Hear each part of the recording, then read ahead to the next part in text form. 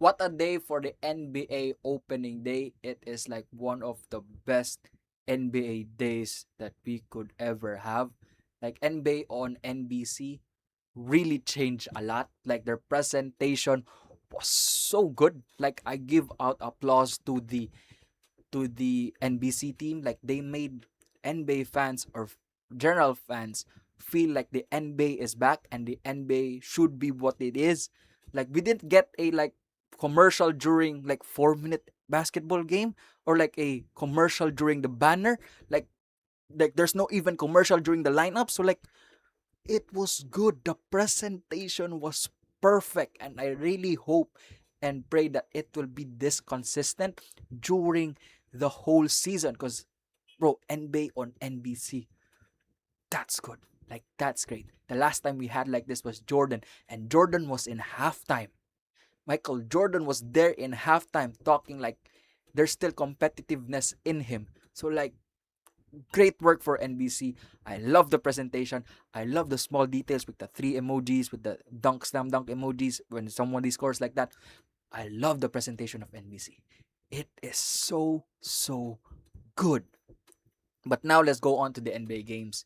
The NBA started off with the championship banner, the ring ceremony for the OKC Thunder, who is facing off the Houston Rockets, who has one of their who has KD, who is OKC's one of the OKC's legends during that time. Like you know OKC and KD, you know the story.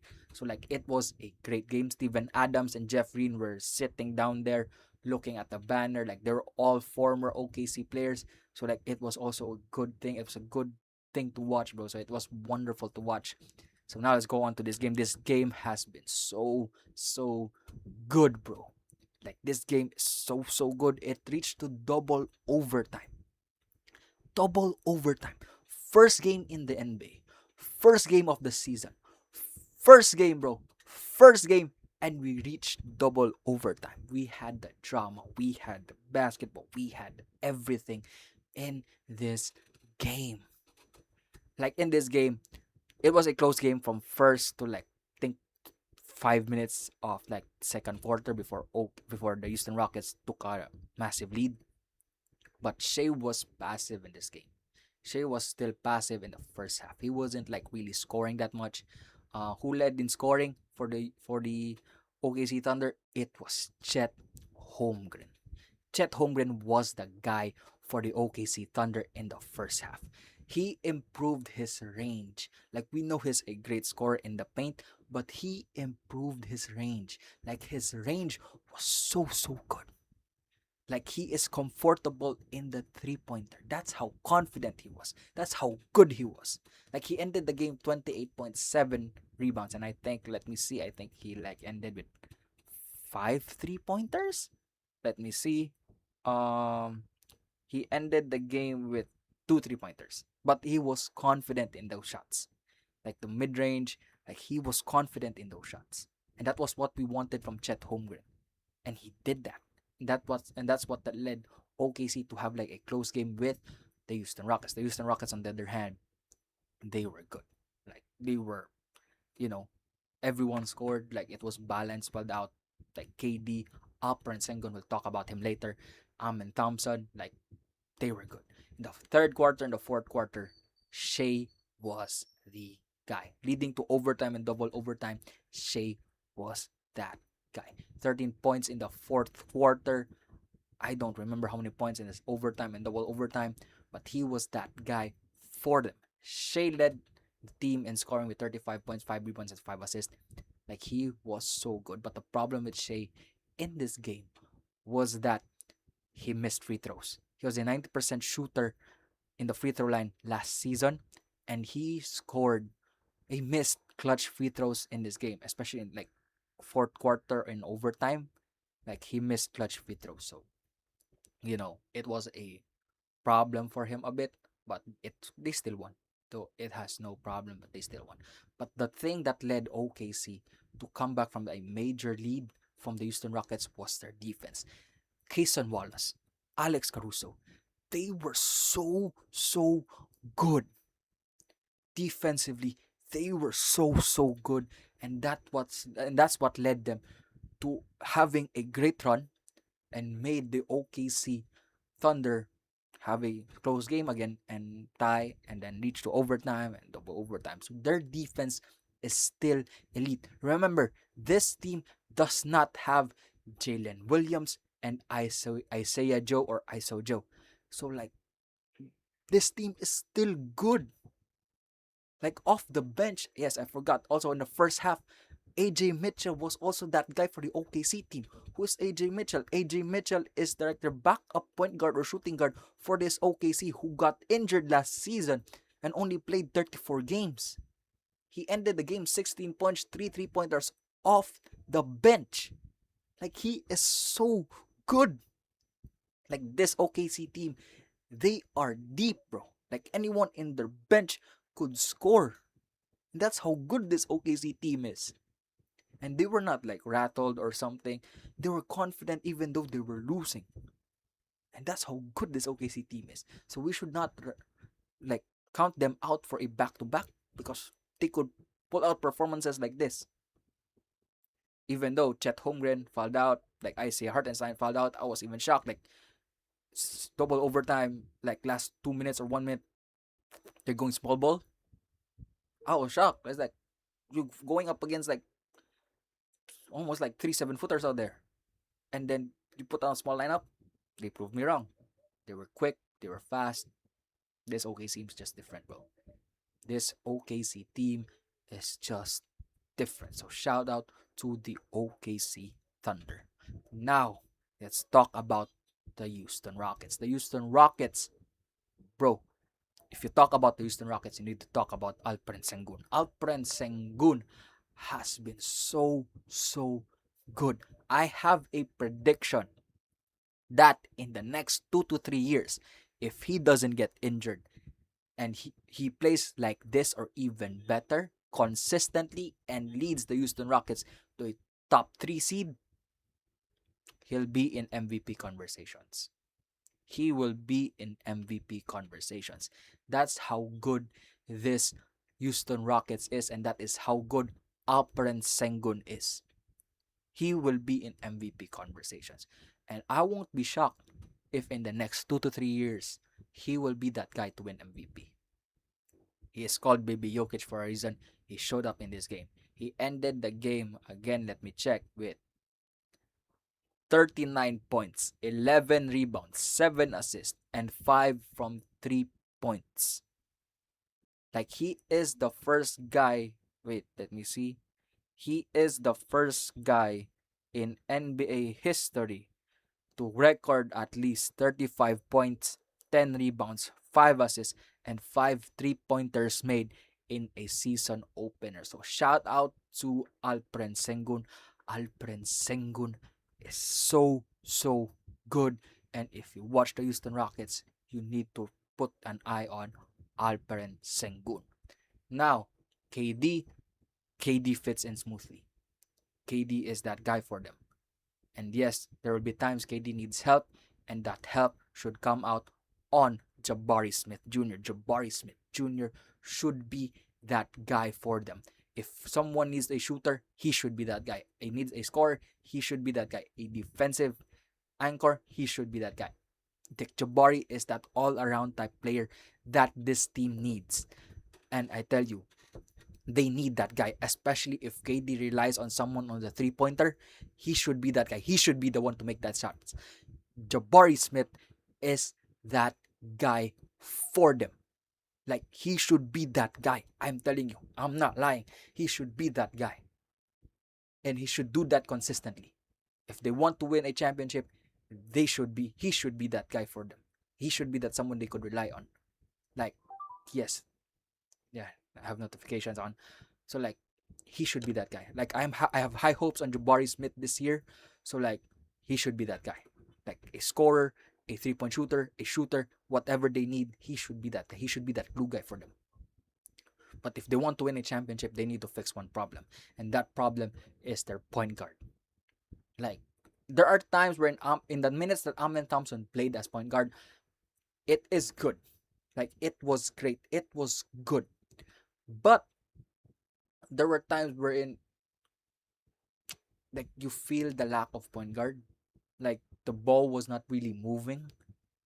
Like, even though it was moving, but it wasn't really moving. Like, you know what I'm saying? Like, the ball movement was not really moving.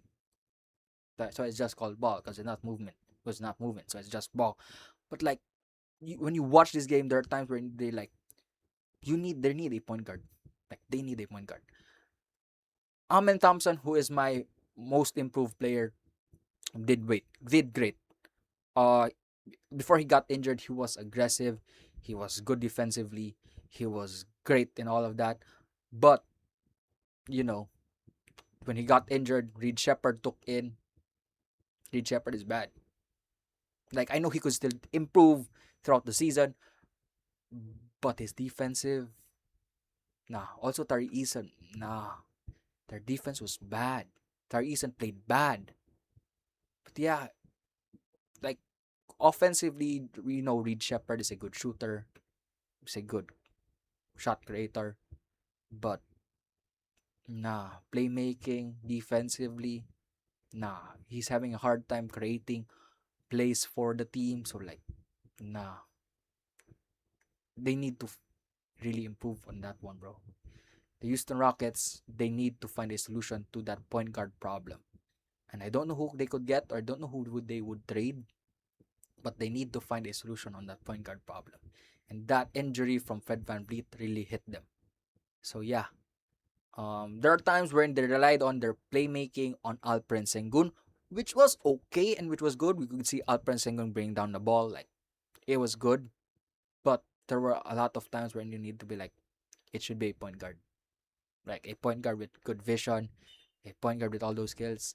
Like, it should be a point guard. So like, that is a problem that I think the Houston Rockets should really work on.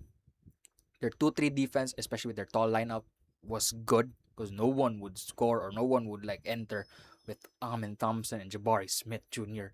guarding the top of the 2-3 zone. Like, it's difficult, but like, so it was good, but it still lacked. So like, we'll see what happens with Houston throughout the season, and we'll see what happens with OKC as well. So like, very good game, very great opener. So now let's go on to the second game, which was OKC. I don't know, which was the Lakers, I mean, and the Golden State Warriors. Why did I stop there? But anyways, I didn't watch like the first half because it was simultaneous with the Houston Rockets and OKC Thunder game. So like, I think I didn't watch the first half properly. And I know it ended like 5 minutes into the second half, but like, I really didn't like tune in. Because like, I was still like in shock with the game, and like, I still had to take notes. So like, yeah, but when I was watching this game, boy oh boy oh boy. I was watching with a friend of mine who is like a Warriors fan, who has been like, yeah, who's like, Warriors talk like that. But while watching this game, I was looking at the Lakers because like, I think that's what everyone focused on. Because if you talk about the Warriors, we know how good Steph Curry is. We know how good Jimmy Butler is. You know, Green even got the first technical foul of the season in just under 7 minutes.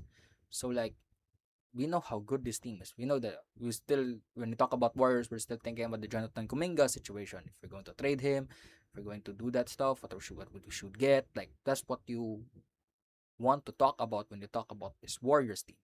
You know, Buddy Hield is still good. Like, Jonathan Kuminga and Buddy Hield were the guys in the third and fourth quarter. So like, you know, they're good. So like, when you talk about it, when you talk about this game, Jimmy Butler was the guy carrying for them. Ended the game 31 points, 16 free throws. That's a Jimmy Butler game. So like, everyone say it's boring, it's like unwatchable. But have you watched Jimmy Butler play? He plays like that. So like, yeah, plays like that. Good foul beater, good free throw shooter. And also Steph Curry, he made that dagger. But bro, when I talk about the Lakers are so bad. I don't know what they're going to do with them, bro. They're so bad. Like, their defense is bad. Like, if you watch this game, this is a Luka Doncic game. Yes, this is a Luka Doncic game. But if you look at it, Luka Doncic is the guy only playing for them. Austin Reeves, yes, he's playing like that, but like, nah, it's only the two of them. It's a Luka game. Luka ended 43, 11, and 9. I think that's the correct stats. But like, that's the stats Luka ended with. But they still lost. Because nobody, aside from Austin Reeves, and I think another guy also scored like 11 points. But aside from them, no one scored another double digit. DeAndre Ayton, trash. DeAndre Ayton, trash. Offensively, defensively, trash. Their defense is trash. The Lakers defense is trash. They don't have shooting. Like, I'm not even a Lakers fan, but I'm mad at them. Like, even if LeBron comes back, this ain't gonna work. It ain't gonna fix anything. So like, yeah, I'm mad. I'm like, I want to see the Lakers like succeed because like I like Luka and like LeBron is on the verge of retirement or on the edge of retirement. So like I want to see the Lakers win. But like, bro, this Lakers team is bad. Like there were times Jake Larivia was good. Marcus Smart, like your Marcus Smart moments, but like defensively, nah. Mm-mm-mm. You have Gabe Vincent guarding Jimmy Butler. Huh? Easy. Gabe Vincent guarding Jimmy Butler. Easy. So like, yeah, I don't know what's next for the Lakers. I think they should like really fix this team. Because this team ain't it, bro. This team ain't it. So yeah. Um can't wait for tomorrow. A lot of games tomorrow. So yeah, those are all my recap. Those are all the things.